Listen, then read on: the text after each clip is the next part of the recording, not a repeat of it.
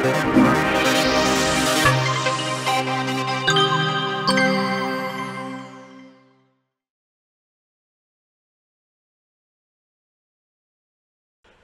bien, bienvenue à cette troisième table ronde de la journée. Bienvenue au Cultural, bienvenue sur l'espace Champ de Vision.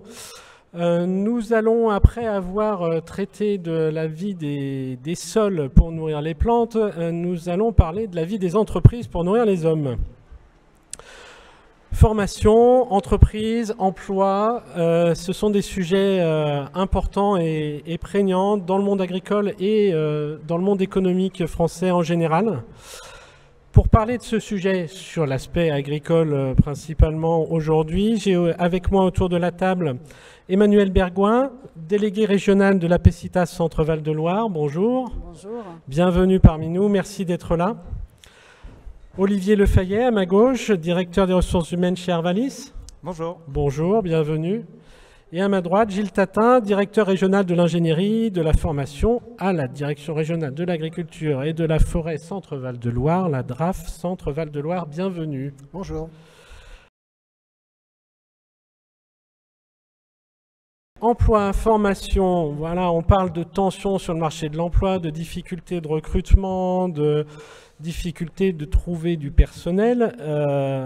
C'est une réalité dans le monde agricole. Olivier Lefayet, peut-être, à l'échelle d'Arvalis déjà.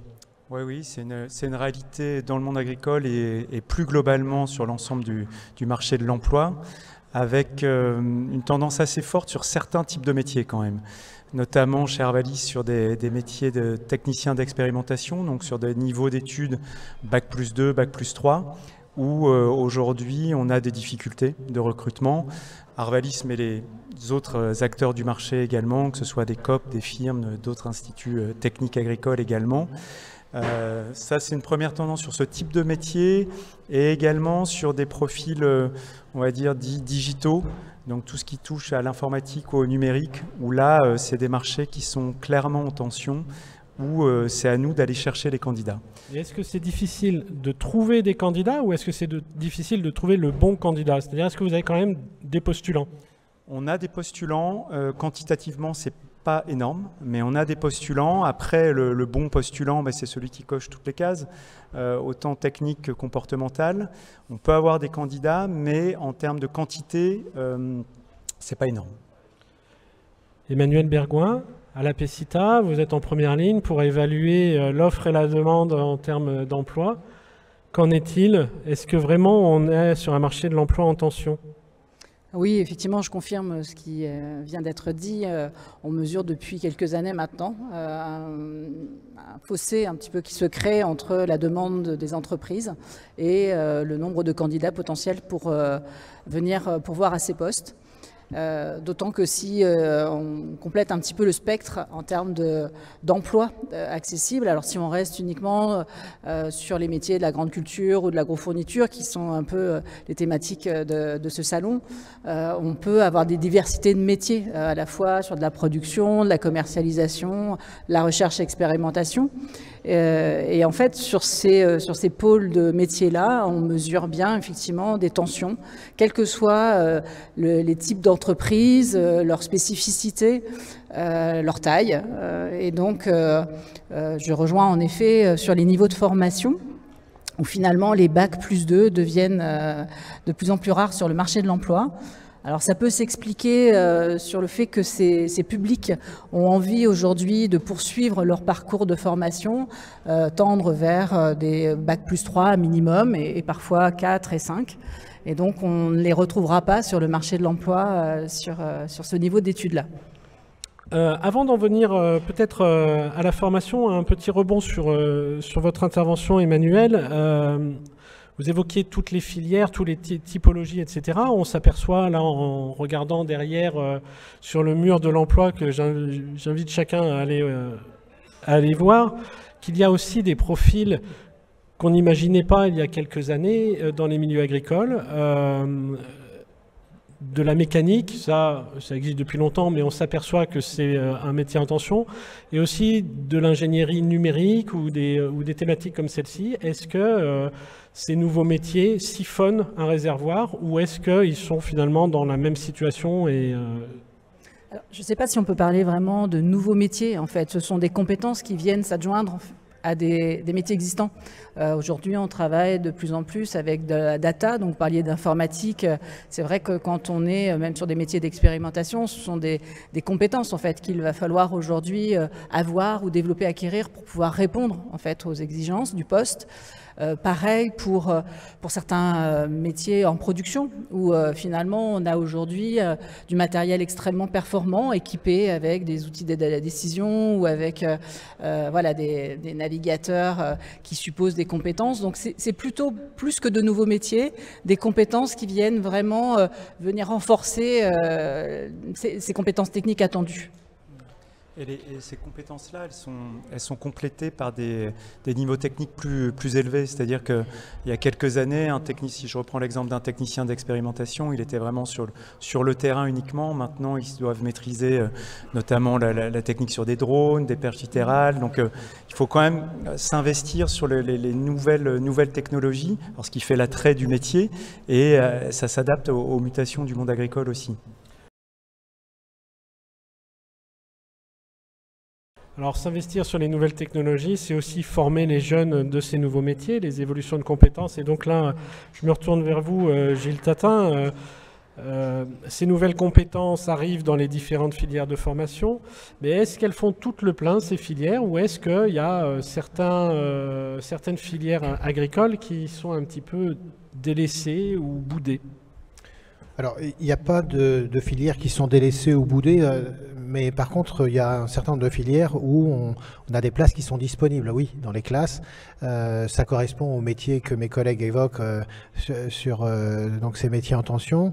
On va être sur les métiers de la production agricole, sur les formations de génie des équipements agricoles, les métiers de la forêt. Ça ne concerne pas la manifestation d'aujourd'hui, mais enfin, ça fait partie des métiers des formations qui recrutent, tout ce qui est autour de l'agroalimentaire.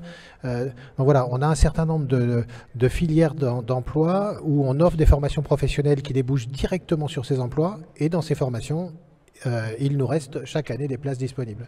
Et on parle là de formation en alternance ou pas seulement en alternance ou pas du tout en alternance ?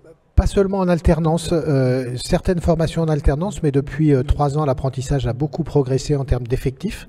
Il y a un attrait manifeste pour ce type de parcours de qualification. Par contre, sur la formation initiale scolaire, c'est-à-dire jusqu'au bac professionnel ou au BTS, on a des classes qui permettent d'accueillir plus de jeunes, oui.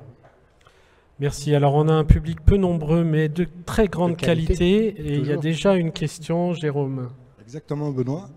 Donc, il ressort une interrogation du public sur le niveau de technologie et l'avancée assez rapide, et notamment quand on entend parler de l'intelligence artificielle. Est-ce que tout ça ne va pas réduire le champ d'activité et d'accessibilité au métier de technicien ? Alors, sur les niveaux, ça rejoint un petit peu la question sur les niveaux de diplôme tout à l'heure, Monsieur Tatin, sur cette question. Ben, nous c'est des sujets sur lesquels on travaille. Au ministère, quand on a une offre de certification, c'est-à-dire une certification, c'est un diplôme, on en a environ 120 aujourd'hui.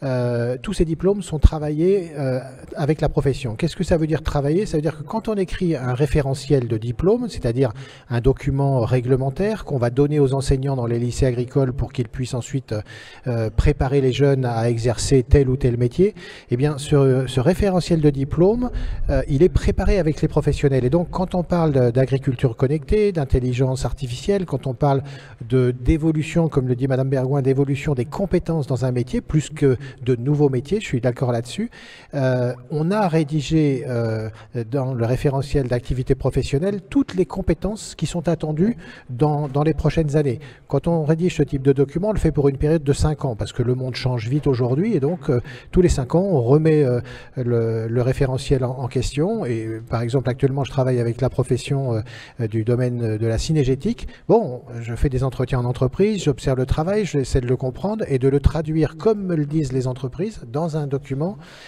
technique qu'on va donner aux enseignants pour travailler. Donc, ça veut dire que dans 2 ans, là, j'ai travaillé sur le BTS Agriculture et Culture Durable avec 3 collègues il y a 1 an et demi. Les jeunes qui vont rentrer en BTS Agriculture et Culture Durable, vous pouvez être certain qu'ils vont avoir dans les contenus d'enseignement professionnel réalisés par mes collègues des éléments sur l'agriculture connectée, des éléments sur, tous les éléments sur l'expérimentation agricole, sur toutes les problématiques du moment, quoi. Et dans 5 ans, le référentiel sera revu et on interrogera les gens de chez Arvalisme et des autres entreprises et on prendra en compte tout ce qu'ils vont nous dire, quoi. Tout ce qu'ils vont nous dire. Ce qui explique, pardon de vous interrompre, ce qui explique que on a 2 indicateurs au niveau de l'enseignement agricole français qui va du diplôme de CAP jusqu'au diplôme d'ingénieur ou vétérinaire.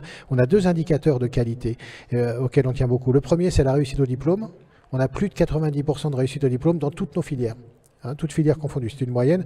Évidemment, si on va dans le détail, il y a des filières où on n'a pas 90%. Mais retenez ça, 90%, 9 jeunes sur 10 obtiennent le diplôme professionnels qu'ils sont venus suivre dans l'enseignement agricole. Et ensuite, on a plus de 90% d'insertion professionnelle, alors qu'on a plein d'emplois disponibles. C'est-à-dire qu'on pourrait sans doute faire mieux, mais on a des 10% de gens qui vont se réorienter, qui ne vont pas rester dans l'agriculture. Mais vous voyez, j'ai fait un tour sur la manifestation et on a plein de gens qui ont des petites cartonnettes comme ça. Nous recrutons, quoi. Et c'est vrai qu'on a la chance d'être dans une filière professionnelle où on offre des métiers qui ne sont pas délocalisables, des métiers qui sont au contact de la nature, plus largement au contact du vivant, des métiers qui sont très diversifiés. On peut travailler chez Arvalis, mais après aller dans d'autres organisations, c'est pas du tout une difficulté. Et c'est dommage qu'on n'ait pas plus de clients, c'est-à-dire d'apprenants dans nos formations. Ça, je crois que tout le monde est convaincu que les métiers de l'agriculture sont beaux, mais effectivement, ça ne résout pas la question de dire que c'est des beaux métiers, ne résout pas la question de remplir les effectifs. Comment on peut envisager d'orienter les jeunes dans les filières agricoles? Est-ce que le parcours de formation, et ça rejoint un peu ce que vous disiez Emmanuel tout à l'heure sur la volonté des jeunes peut-être d'aller plus loin dans leurs études que le niveau BTS, mais sans même parler de niveau, la volonté peut-être de naviguer davantage dans les parcours de formation, de s'orienter différemment. Est-ce qu'il existe des passerelles plus qu'avant, moins qu'avant, de transition d'un diplôme vers l'autre ou d'une formation vers l'autre? Gilles Tatin, là-dessus, s'il vous plaît. Les passerelles existent beaucoup plus qu'avant. Tout est ouvert maintenant. On peut passer d'un établissement de l'éducation nationale à un établissement du ministère de l'Agriculture sans difficulté. Quand on a fait un bac professionnel, on a toutes les possibilités, toutes les portes ouvertes pour suivre un BTS et ensuite continuer en Master 1, Master 2, aller jusqu'au diplôme d'ingénieur. Il n'y a pas de difficulté là-dessus. Ce qu'il faut retenir là aussi, c'est que c'est vraiment très ouvert. Ensuite, comment attirer les gens? On fait énormément de choses. Les établissements dans les territoires sont en contact avec les collèges, avec les lycées de l'éducation nationale pour aller expliquer les filières que nous offrons et permettre à des jeunes justement de se réorienter et de venir chez nous. La communication, on en fait de plus en plus. Chaque année, on renforce encore. On est dans toutes les manifestations et chaque année, on dit la même chose, c'est-à-dire faites-nous confiance, venez nous voir et on va vous former non seulement avec des enseignants et des structures qui sont de très bonne qualité, soutenues par la région, par les régions, soutenues par les professionnels, et derrière, on vous garantit un emploi. Emmanuel Bergouin, la PECITA a aussi un rôle de promotion des métiers de l'agriculture. Quels sont les leviers que vous actionnez à la PECITA pour donner envie à des jeunes d'intégrer nos filières? Alors oui, c'est un vrai enjeu pour répondre en fait aux besoins des professionnels. Donc on a plusieurs actions. On conduit des actions de communication. Alors quand je dis ça, il faut le voir de manière très large, c'est-à-dire qu'on est à la fois sur une communication dans les établissements de formation, directement auprès des apprenants, où la PECITA va intervenir sur toutes les thématiques qui sont liées au marché de l'emploi, aux poursuites d'études, à la connaissance de soi aussi, parce qu'il est important parfois d'aider ces jeunes qui n'ont pas forcément une vue très précise de leurs souhaits professionnels. Donc on va les aider à construire en fait autour de ça. Donc ça, c'est des actions assez concrètes qu'on a complétées en fait par un certain nombre d'outils et de brochures de façon à parler au maximum. On a mis en place, par exemple, des cahiers experts par filière et on a des référents filières au niveau de la PECITA. On a essayé de couvrir l'ensemble des champs de manière à être vraiment sur une information la plus exhaustive possible par rapport aux métiers, aux formations, aux attentes des entreprises, à la diversité aussi des postes qu'on peut retrouver par filière. Et on vient compléter en fait ces outils-là par une présence dans les salons, dans les forums d'orientation. Certains d'entre nous font également partie des services publics régionaux de l'orientation, ce qui va permettre de faire représenter aussi l'agriculture auprès des prescripteurs de l'orientation. Et ça, c'est aussi important de pouvoir faire passer, véhiculer un message par rapport aux belles carrières et aux belles formations qui sont accessibles dans nos métiers. Donc voilà, ça fait partie de ces choses qu'on met en place. Et on a créé l'année dernière, pour compléter ma présentation, des webinaires également filières qui sont accessibles alors dans les établissements de formation, les classes, mais en distanciel, et qui sont ensuite après accessibles sur notre site internet pour pouvoir effectivement à chaque moment pouvoir regarder des informations. Et je compléterai sur l'orientation, puisqu'on a un site dédié à l'orientation qui s'appelle agroorientation.com, sur lequel on va retrouver l'ensemble de ces brochures, au même titre que sur notre site apecita.com. Et les webinaires sont accessibles et on va retrouver l'ensemble des formations agricoles, du niveau CAP au niveau ingénieur, en passant par les formations de spécialisation. Pour autant que les durées soient minimum de 2 mois, mais voilà, c'est vraiment l'idée de pouvoir communiquer et à la fois aussi présenter des fiches métiers, des paroles de professionnels dans certains métiers. Alors, Olivier Lefayet, je me tourne vers vous. Arvalis est un exemple de la diversité des métiers qui peut exister dans le monde agricole et qui, bien sûr, bat en brèche l'image que peut avoir parfois le grand public de l'agriculteur dans son tracteur et point barre. On sait bien que l'agriculture va beaucoup plus loin que ça. Quelles sont les actions qu'Arvalis mène pour faire connaître ces métiers-là, dans un but de recrutement, bien sûr, puisque là, on parle d'une échelle entrepreneuriale? Elles sont multiples, ces actions, un peu comme la PECITA. Il y a déjà beaucoup de nos collaborateurs qui interviennent dans les lycées agricoles, dans les écoles d'ingénieurs ou dans les licences, donc aux 4 coins de la France. Donc ça, c'est le premier contact pour expliquer concrètement qu'est-ce que c'est un métier de technicien, qu'est-ce que c'est un métier d'ingénieur chez Arvalis, donc là au plus près des territoires. Également des actions sur tout ce qui est réseaux sociaux.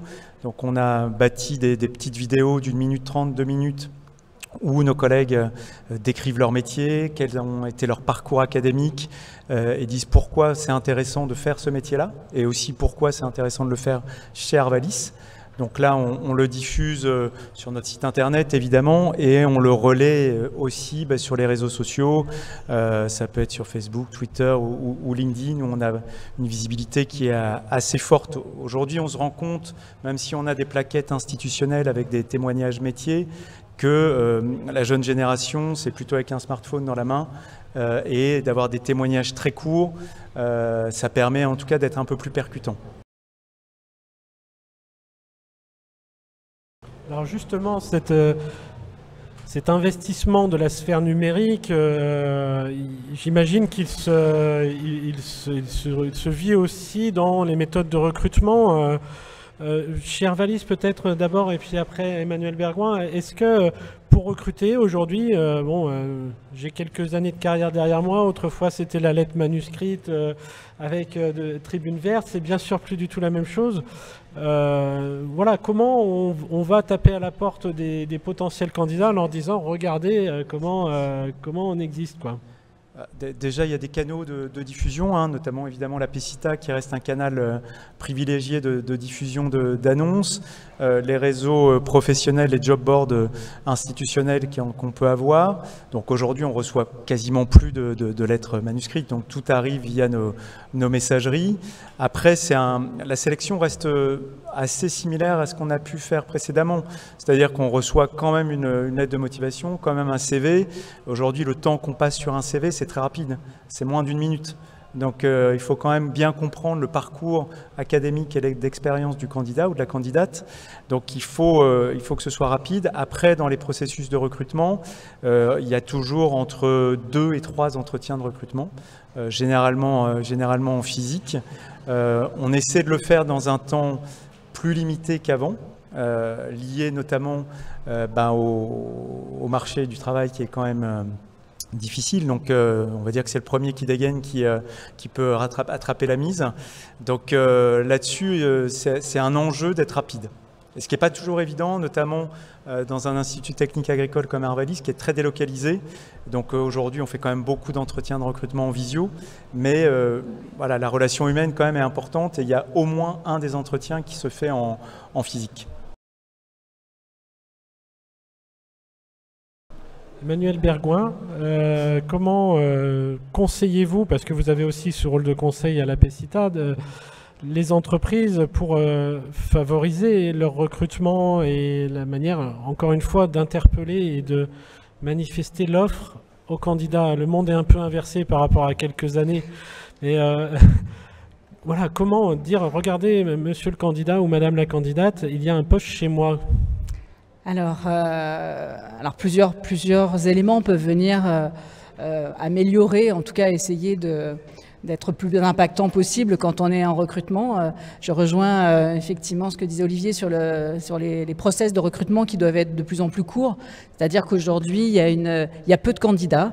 Le candidat qui a un bon parcours a de multiples opportunités. Donc si on traîne trop à venir vers lui et à le rencontrer, il aura très rapidement trouvé autre chose ailleurs et ça ne va pas lui poser de problème. Donc c'est aux entreprises aussi de peut-être revoir leur process de façon à ce que ça puisse répondre à ces enjeux-là.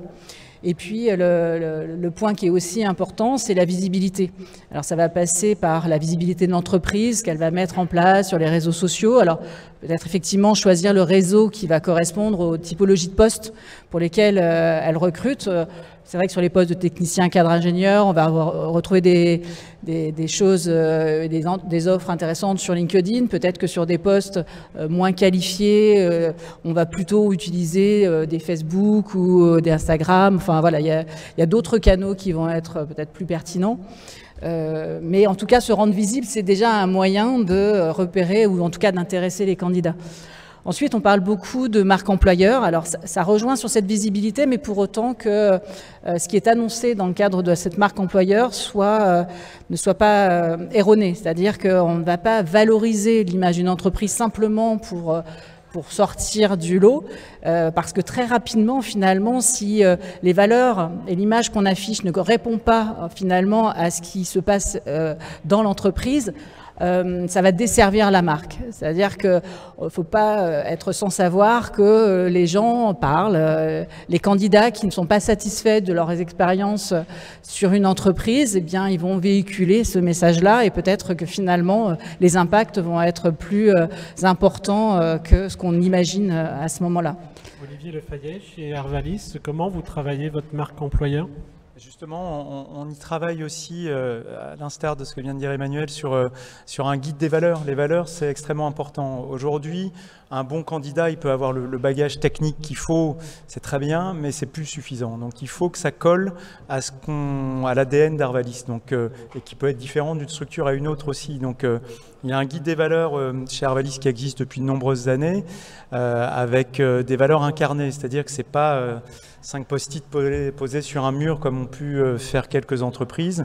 Vraiment, il y a je peux en citer deux, trois, il y a 4-5 valeurs qui sont mises en exergue. C'est pas 15 valeurs, on peut pas avoir trop de valeurs pour une structure. Voilà, nous, le sens du service, par exemple, c'est presque inévitable. On est une association au service des agriculteurs. Donc, si on n'a pas le sens du service, ça paraît compliqué de coller avec les postes ouverts chez Arvalis. Donc ça, c'est des choses qu'on scrute en entretien. Évidemment, moi, au niveau RH, tout l'aspect technique, je le laisse aux opérationnels et ils sont bien meilleurs que moi pour détecter s'il y a toutes les compétences. Mais tout le savoir-être ou les soft skills, comme on les appelle, il faut le creuser. Il faut creuser ces aspects-là de valeur, de motivation, de besoin. C'est-à-dire, qu'est-ce que vous venez rechercher, quoi. Et c'est vrai que les besoins professionnels, il y a des candidats qui ne se sont pas posés ces questions-là, en disant, mais voilà, de quoi j'ai besoin pour être bien. Et parfois, moi, ça m'est arrivé à des candidats de leur dire, je ne suis pas sûr qu'Arvalis se soit fait pour vous. Donc il faut se poser les bonnes questions et tirer le fil. C'est un peu la pelote de laine de savoir qu'est-ce qu'on veut avec les candidats. Alors après, ce n'est pas une science exacte. On est dans des sciences humaines, donc le droit à l'erreur, il existe aussi sur le recrutement, mais c'est important de creuser ça sur le comportement en situation. Donc, et ça, on le fait de plus en plus. Et cette marque employeur, vous la mettez en avant comment vers l'extérieur? Parce que là, on parle d'un candidat qui est déjà devant vous, avec qui vous échangez, mais le candidat qui n'est pas encore là, comment vous lui faites savoir que chez Arvalis, il y a ce réseau de valeurs? Toujours, comme le disait Emmanuel, c'est via les réseaux sociaux, via notre site internet, où est présent notre guide des valeurs sur le site institutionnel d'Arvalis, et dans la manière dont on fait passer les annonces aussi. C'est-à-dire que l'annonce, on essaie vraiment de mettre cet ADN d'Arvalis avec les valeurs pour que ça transpire. Alors après, il faut effectivement que ce soit incarné. Si ce n'est pas incarné, et certaines entreprises, malheureusement, ce n'est pas incarné, ça peut être un fiasco total. Donc je pense que Arvalis réussit par les vecteurs, les canaux de communication assez classiques d'aujourd'hui, à ce que ça puisse être transmis aux candidats et même au grand public.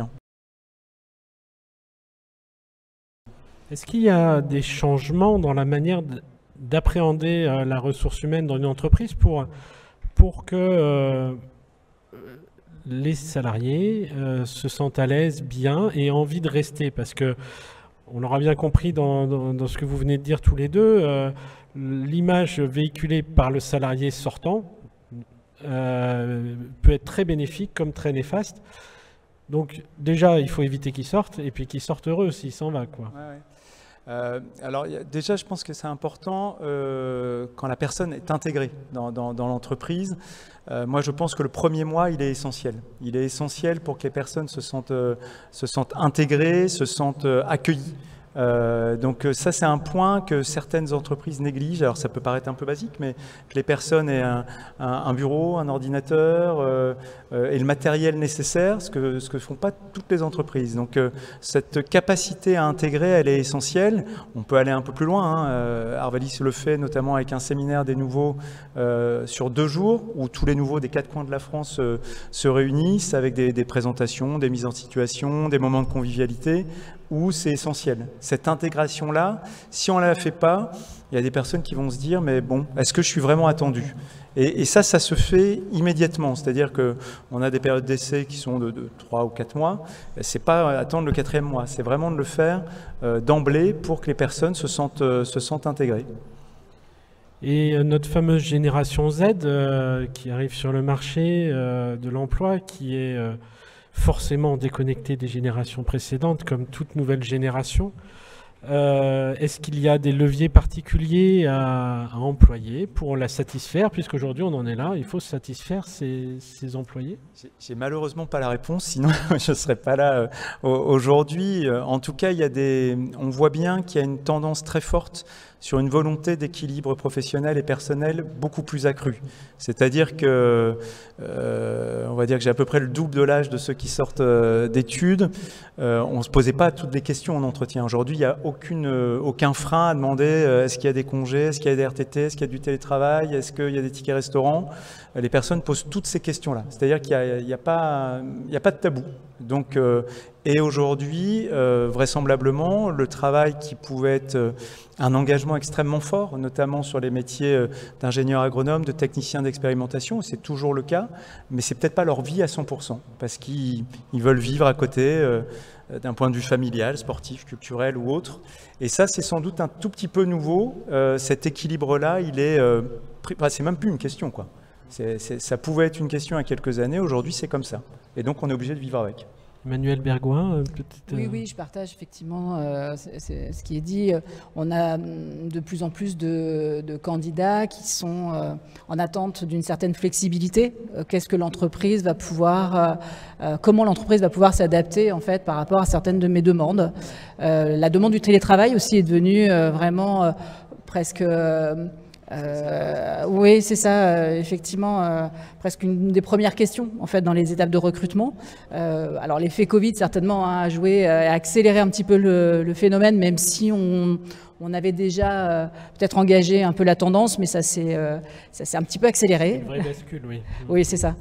Et puis après, il y a aussi des effets de transparence. Je pense qu'on est sur une génération qui ne vit pas en fait la hiérarchie de la même manière. Donc effectivement, les notions de management vont être aussi importantes. Vous parliez tout à l'heure de comment garder les talents. Le manager a un vrai rôle en fait finalement par rapport à cet engagement-là. C'est comment il va être à l'écoute, comment il va peut-être aussi impliquer dans des projets, apporter une diversité aussi d'activités, comment du coup il va considérer la personne effectivement dans ses attentes en fait de ces générations. Alors je ne veux pas non plus stigmatiser, hein, mais qui vont vite. Ils ont eu l'habitude aussi d'être très sollicités sur de multiples tâches tout le temps, et ils ont aussi besoin en fait de cette stimulation sur leurs activités professionnelles. Et comment nourrir ça suppose aussi aux entreprises d'y réfléchir. Créer du lien de confiance, de l'écoute, etc. Je crois qu'on a une question du public. Je me permets Oui, juste pardon. une seconde, et encore plus maintenant dans leurs études, ils ont été habitués à ça, à cette variété de proposer, d'avoir des stages différents, des stages à l'étranger, des stages dans des toutes petites fermes ou dans des COP. Donc aujourd'hui, si on ne nourrit pas les nouvelles personnes en entreprise, elles ne vont pas être satisfaites, quoi. Donc il faut alimenter. Et tout à l'heure, quand je parlais de besoins professionnels, la grande majorité des agronomes, c'est des gens qui ont besoin de s'alimenter au premier sens intellectuel du terme. Et je pense que ça, c'est essentiel, quoi. S'ils ne sont pas alimentés, ils vont être un peu frustrés, et il y a de fortes chances qu'ils... Ouais, voilà, ils ne vont pas rester. On va prendre, Jérôme, une question du public. Oui, j'ai des réactions, effectivement. Concernant la marque employeur et puis donc la découverte de nos entreprises agricoles au service de la R&D, comment peut-on déployer de façon plus efficace, et est-ce que ça a un réel impact, les portes ouvertes de nos stations, de nos entreprises pour faire découvrir le cœur de nos métiers? Et aussi, lorsqu'on a des jeunes collaborateurs, comment mettre en avant le parcours d'intégration?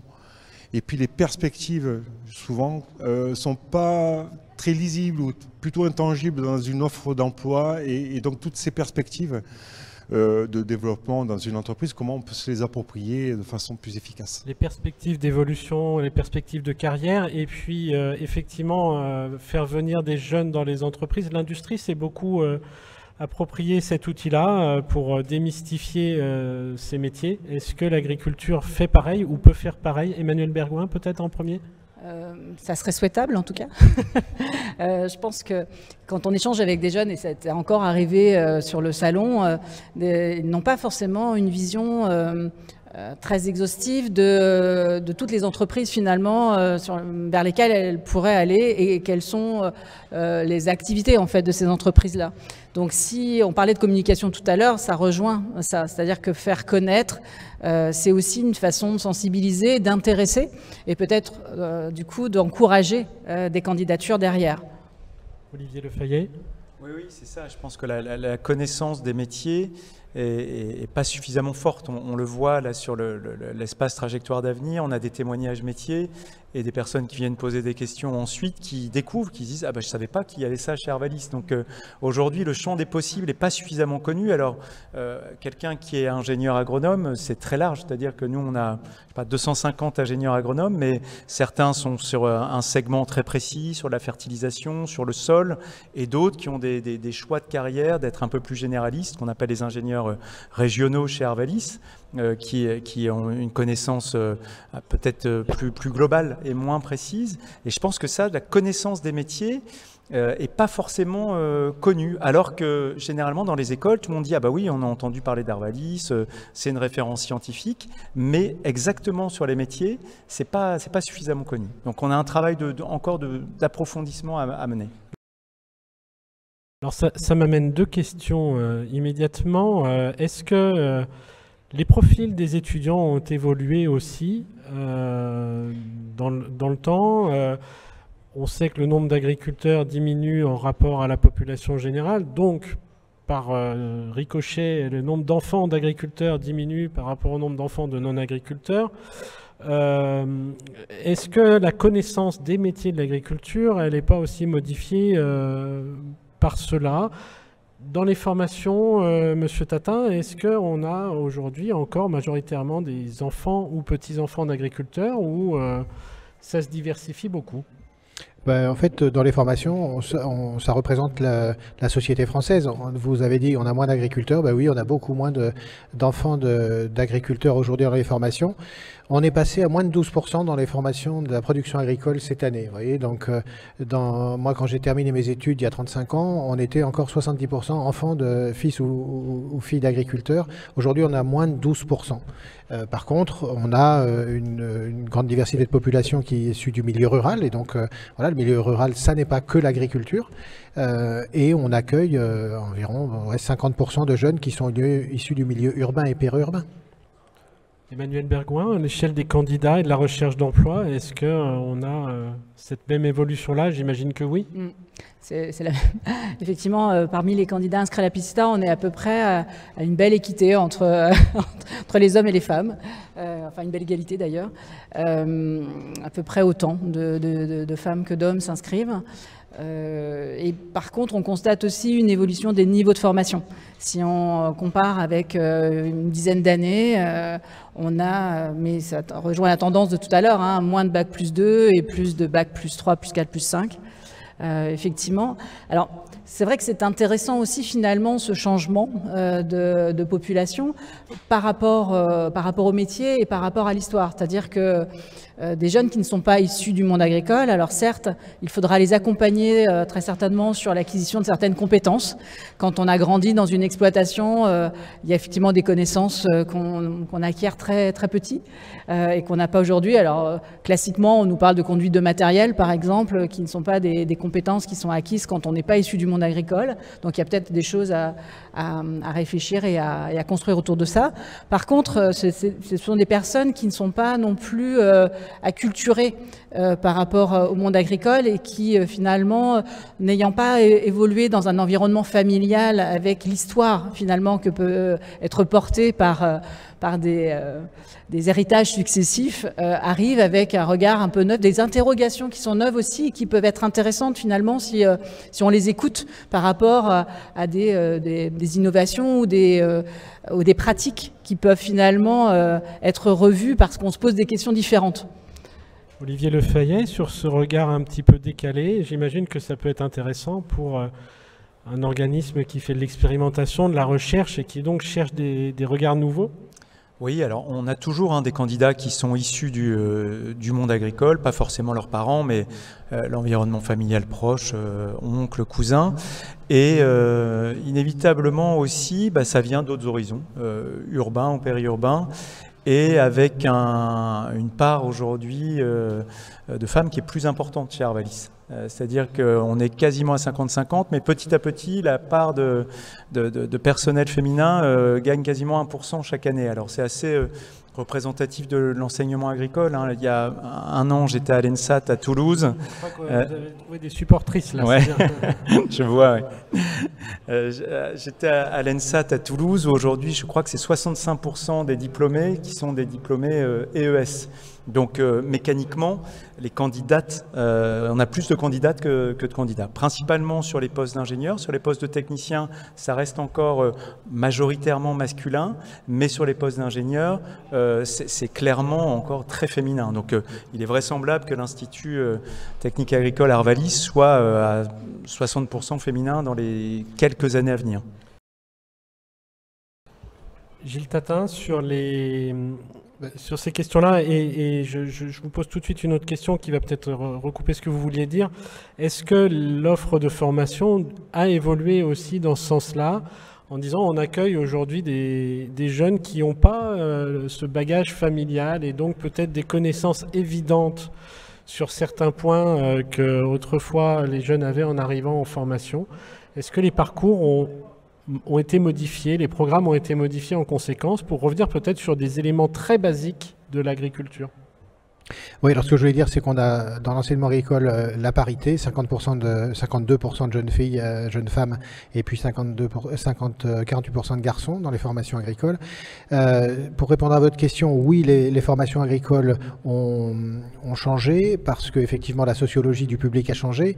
C'est surtout le métier d'enseignant qui a changé en fait, parce que avant, si effectivement des enfants issus d'une famille agricole arrivaient, je caricature, en sachant conduire le tracteur, parce qu'ils l'avaient fait tout l'été, aujourd'hui, et donc les enseignants n'avaient pas besoin de faire apprendre cela, aujourd'hui ça doit faire partie des programmes. Par contre, comme les programmes, la durée de formation n'a pas évolué, nous on confie beaucoup de choses aux entreprises, et ce que je voulais préciser, c'est que dans toutes les formations agricoles, du CAP au diplôme de vétérinaire ou d'ingénieur, vous avez une alternance, hein, vous avez obligatoirement 16 semaines de stage en entreprise, et aujourd'hui ce qu'on observe, c'est que les jeunes n'ont pas de difficulté à trouver des stages en entreprise, et par contre ça leur permet de découvrir une palette de métiers, parce que là encore, quand un diplôme ingénieur agricole n'est pas un métier, c'est une qualification.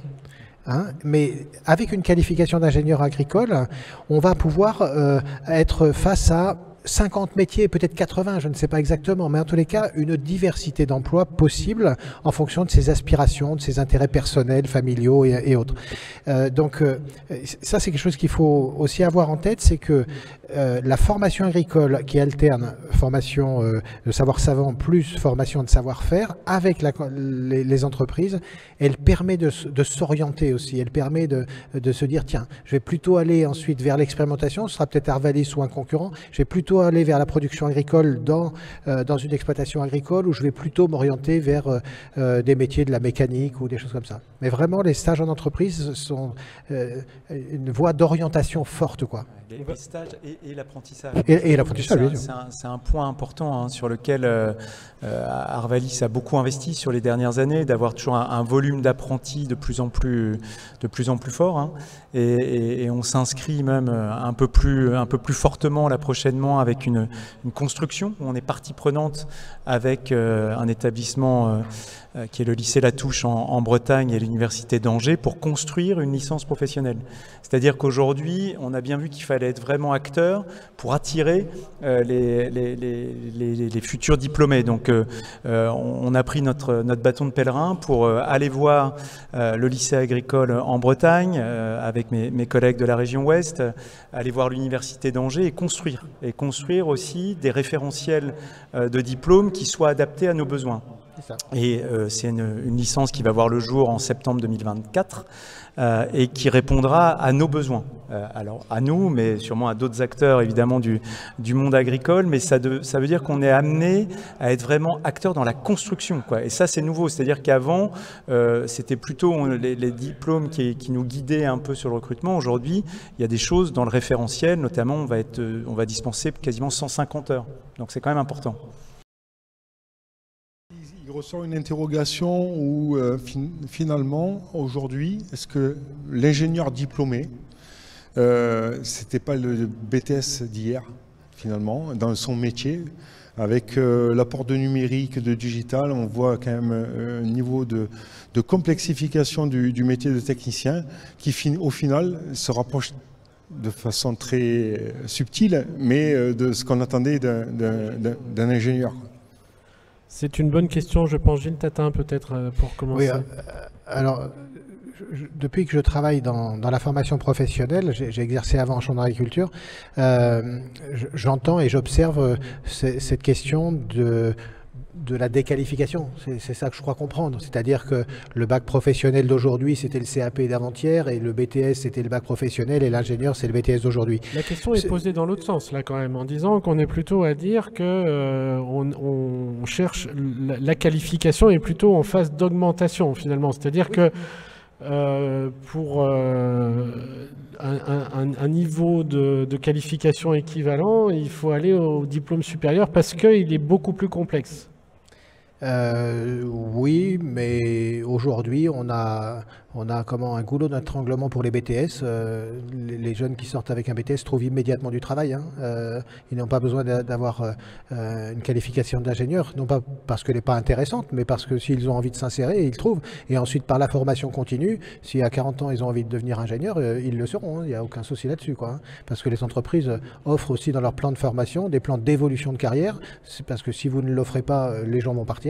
Tout simplement. Donc vous êtes très attentif à cela. Et oui, la diversification des activités, l'élévation du niveau de compétence sur certaines pratiques, elle permet à chacun de pouvoir évoluer, oui. Chez Arvalis, on a accompagné des personnes qui avaient des niveaux Bac+2, BTS, et qui avaient envie de grandir, donc dans le cadre de VAE notamment, validation des acquis de l'expérience, et qui sont devenus ingénieurs à 30 ans, 35 ans, sachant que c'est un investissement qui est lourd. Hein, quand on reprend des études, même si on est jeune à 30-35 ans, on sait que repartir sur les bancs de l'école, c'est pas facile, et on a pas mal d'exemples de collègues qui avaient un niveau Bac+2 et qui sont devenus ingénieurs ensuite. Donc ça, je trouve que c'est important de donner des trajectoires, quoi. Se dire que c'est possible, quoi. C'est possible, et on donne les moyens aussi d'accompagner ces personnes-là avec un cadre de formation qui est important. Le diplôme ne fait pas tout. Non. C'est une base de départ.